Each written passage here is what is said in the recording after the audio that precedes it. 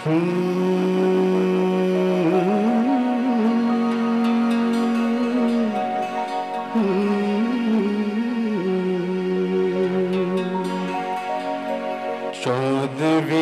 का चांद हो या आफताब हो,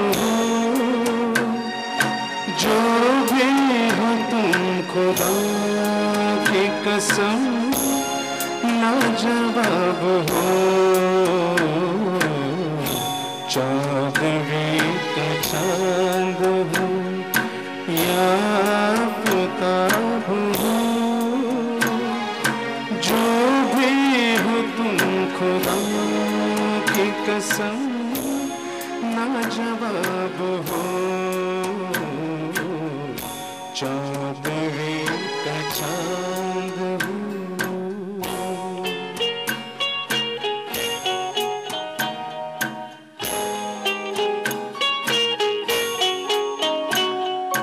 ज़ुल्फ़े हैं जैसे कांधों पे बादल झुके हुए, आँखें हैं जैसे मई के प्याले भरे हुए, मस्ती है जिसमें प्यार के तुम वो शराब हो। चौदहवीं का चांद हो।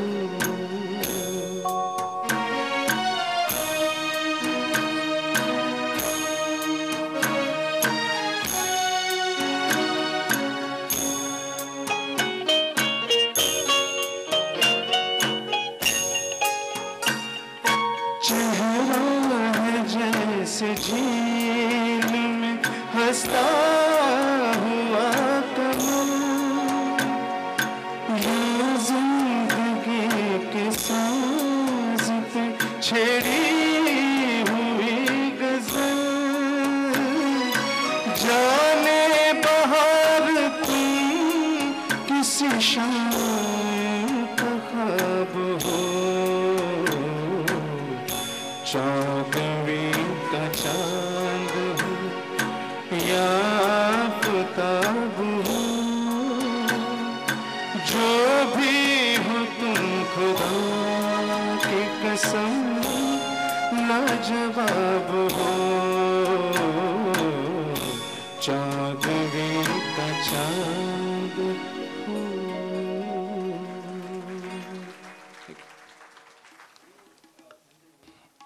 माझा माईक तिथेच राहिला आहे. मी लहान असताना एकदा वडिलांना म्हटलं होतं की मी वडिलांना पप्पा म्हणायचो की मला गाणं शिकायचं आहे. ते म्हणाले वेडायच की काय, गाणं बिणं असले उद्योग आपण करत नाही, अभ्यास कर. रवीच्या वडिलांमध्ये आणि माझ्या वडिलांमध्ये हा फरक होता. तुम्हाला सांगतो, रवीच्या वडिलांनी त्याला नेहमीच प्रोत्साहन दिलं. रवी हा मूळचा दिल्लीचा. रवी लहानपणी कविता करायचे, ते गायचे, त्यांना म्युझिक द्यायची आवड होती आणि तिकडे दिल्लीमध्ये एक कल्की नावाचं मंडळ होतं आणि त्यात रवी गायचा. तर त्यावेळेला एकदा एका कार्यक्रमामध्ये रवी गात असताना जो कोण हार्मोनियम वाजवत होता त्यांनी 2 सूर वरती चढवले आणि रवी गोंधळला. रवी गोंधळल्यावर त्या वडिलांनी त्याला तिथे सावरलं, पण संध्याकाळी त्यांनी तितक्याच आवेशात त्याला झापलं आणि सांगितलं की तुला घशाची काळजी घेता येत नाही, पकोडे कसले खातोस, चाट कसले खातोस. बहुतेक रवीच्या वडिलांना कल्पना नव्हती की नुरजा काय किंवा लता मंगेशकर काय तिखटातलं तिखट खातात, पण तरी देखील त्यांचा गळा चांगला राहतो, कारण तो शेवटी वरती देवाने दिलेला गळा होता. तो असा कोणी आपण काही खाण्याने बिघडणार आहे काय, मला सांगा. तर ह्या कार्यक्रमानंतर रवीच्या वडिलांनी रवीला हार्मोनियम विकत घेऊन दिला. नुसता हार्मोनियम विकत घेऊन नाही दिला, तर एक हार्मोनियम शिकायला मास्तर ठेवला आणि त्याला सांगितलं की तुला मोठा गायक व्हायचंय किंवा संगीतकार व्हायचंय. रवी अत्यंत हुशार माणूस होता. स्वातंत्र्यानंतर म्हणजे 1947 सालानंतर 48 साली किंवा 49 साली दिल्लीमध्ये एक मोठा कार्यक्रम होता आणि त्या कार्यक्रमाला रफी आणि मुकेश हे 2 जण आले होते. तर रवी जाऊन रफीला भेटला आणि त्याला सांगितलं, किती हुशार माणूस बघा, त्याने असं नाही सांगितलं की मला गायक व्हायचं, कारण रफी गायक, त्याला कदाचित वाटेल हा कॉम्पीट करायला आलाय, आपण ह्याला कसा सल्ला द्यावा, पण रफी हा दर्यादिल माणूस होता खऱ्या अर्थाने. त्यांनी रफीला असं सांगितलं की मला म्युझिक डायरेक्टर व्हायचं आहे आणि त्यासाठी मी काय करावं म्हणजे मी म्युझिक डायरेक्टर होऊ शकतो. रफीने त्याला सांगितलं काही नाही, तुला मुंबईला यायला लागेल, कुठल्या तरी एका मोठ्या म्युझिक डायरेक्टरच्या हाताखाली काम करायला लागेल आणि मगच तू म्युझिक डायरेक्टर होऊ शकतो. रवीने ते ऐकलं. तो दिल्लीहून मुंबईला आला. हेमंत कुमारांच्याकडे त्यांनी सहाय्यक म्हणून 5 ते 6 वर्ष काम केलं आणि पुन्हा एकदा त्याला सुदैवाने कसा खांद्यावर हात टाकला हे त्याच्या लक्षात आलं. त्याला खरंच प्रत्येक वेळेला दैव त्याला भेटत गेलं असं मला वाटतं. सुदैव त्याला भेटत गेलं.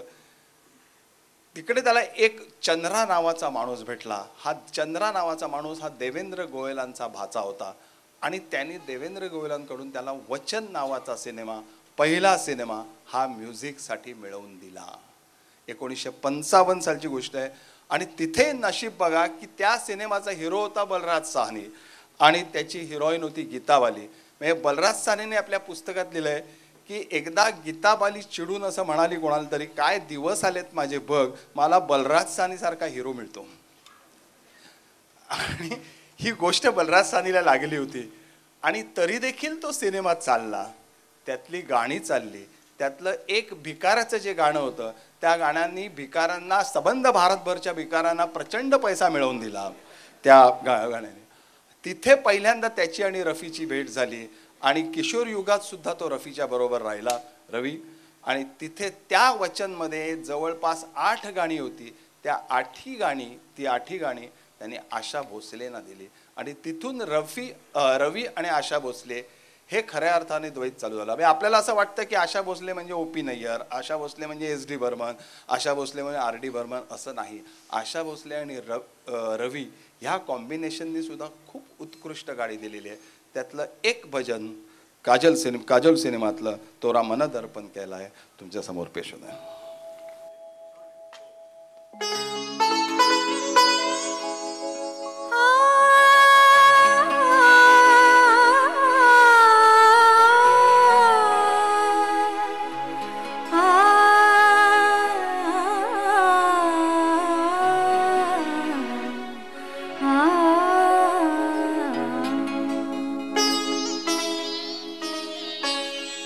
तोरा मन दर्पण कहलाए, तोरा मन दर्पण कहलाए,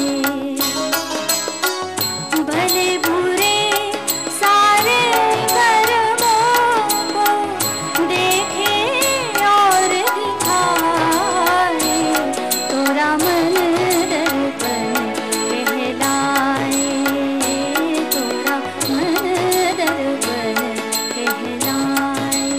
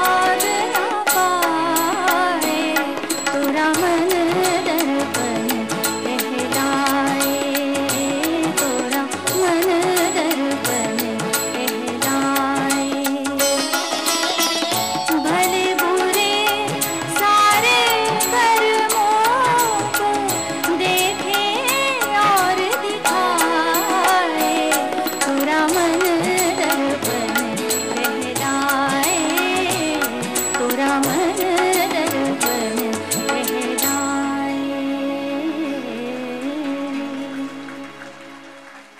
रवी या संगीतकाराचं खरं नाव होतं रविशंकर शर्मा. सुरुवातीला जेव्हा हेमंत कुमारचा असिस्टंट म्हणून त्यांनी काम केलं तेव्हा तो आपलं नाव सरळ रविशंकर म्हणून लावायचा. हेमंत कुमारांचा नागिन हा पिक्चर प्रचंड चालला, त्याची गाणी खूप गाजली आणि त्यावेळेला ओरिजिनल रविशंकरच्या लक्षात आलं की लोकांना असं वाटायला लागलंय की नागिनचा सहाय्यक म्युझिक डायरेक्टर हे ते रविशंकर आहेत. त्यामुळे रविशंकर स्वतः प्रचंड कासावीस झाले आणि त्यांनी या रविशंकर शर्माला निरोप पाठवला की बाबा रे, एक तुझं नाव तरी बदल, नाही तर मी बदलतो. तर रविशंकर शर्मा दिल्लीचा आपला म्युझिक डायरेक्टर रवी हुशार होता. त्याला लक्षात आलं की पंडित रविशंकर हे खूप महान असे संगीतकार आहेत किंवा संगीताचा त्यांचा संबंध आहेत, मोठे महान वादक आहेत जागतिक दर्जाचे. त्यांनी निरोप पाठवला की तुम्ही नाव बदलायची काही गरज नाही, मी माझं नाव बदलतो. आणि तिथपासून रवीचं नाव, रविशंकर शर्माचं नाव रवी असंच फक्त झालं. त्याने आपल्या नावातला शंकर काढून टाकला आणि तो त्यांनी पंडितजींसाठी ठेवला. अर्थात पंडितजींनी पण हिंदी सिनेमात म्युझिक दिलं. तुम्हाला माहिती आहे की अनुराधा सिनेमाचं म्युझिक हे प्रचंड गाजलं आणि अतिशय सुंदर म्युझिक आहे. त्याच्यानंतर मीरा या सिनेमाला पण त्यांनी म्युझिक दिलं होतं, पण फार काळ ते हिंदी सिनेमात रमले नाहीत. त्यांना भारतरत्न सुद्धा मिळालं. ते फार काळ भारतात सुद्धा रमलेले आहेत, ते जाऊन अमेरिकेतच राहिले. पण रवी झालेल्या रविशंकरने मात्र रफी, आशा, लता आणि महेंद्र कपूर यांना बरोबर घेऊन स्वतःची एक सूर्यमालिका म्हणा किंवा सूरमालिका तयार केली. आणि ते जरी महान संगीतकार नसले तरी आपले कान तृप्त होतील अशी गाणी रवीने नक्की आपल्याला दिली. त्यातलं दो बदनचं एक गाणं जब चली थंडी हवा तुमच्या समोर पेश करतो.